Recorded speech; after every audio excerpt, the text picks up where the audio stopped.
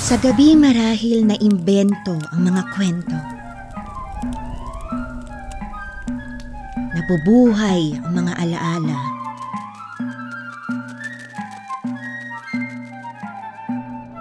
Tumitingkad ang talinghaga sa isip ng isa at ng kanyang lipunan. Sa tanglaw ng apoy, ang tagapagsalaysay ay nagkukwento ng nagdaang mga araw, taon at panahon. Mga alamat at pangitain ng mga dakilang ninuno at mahiwaga nilang daigdig.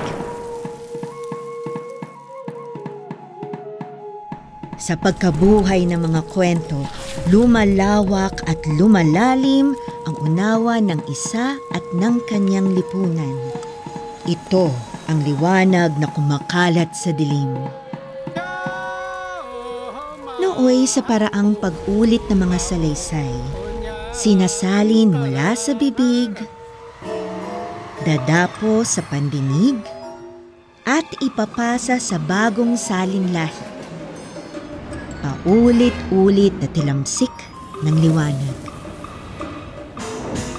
Pagkaraan, natutong itala ang mga diwa't kahulugan. Ang karunungay hindi na lamang binibigkas, kundi sinusulat. At ang sinulat ay binabasa na nagdulot ng mas malalim na unawa. Tinig at panulat ang naging paraan sa paglaganap ng kaalaman. Makaraan ng mga dantaon ng pagsalin at paglaganap, ang daloy ng kaalamang ito'y natanto ng isang murang isip na manghang-mangha sa yaman ng karunungang lumalim na't lumago. Niyapos nitong paslit ang karunungang ito sa anyo ng isang munting alab na sumunog sa gamugamong naakit sa liyab. Sa puso niya nag-alab at natutuhan na ang karunungay hindi sinasaulo lamang, kundi pinagyayamat sinusuri. Tinitiyak hanggang matuklasan ang isang katotohanan. Bilanggo pala ang kaisipan na siya ring nag-udyok ng pagbalikwas.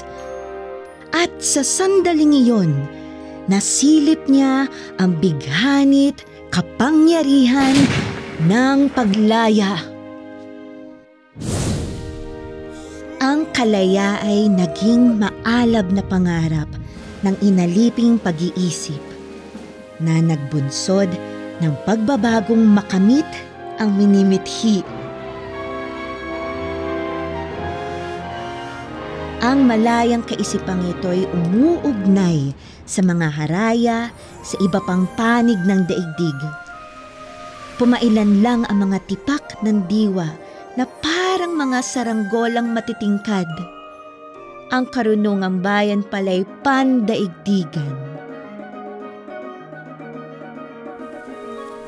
Magpahanggang ngayon, pinupuno ng imahinasyon ang papawirin nitong bayang patuloy na kinakamit ang ganap na kalayaan.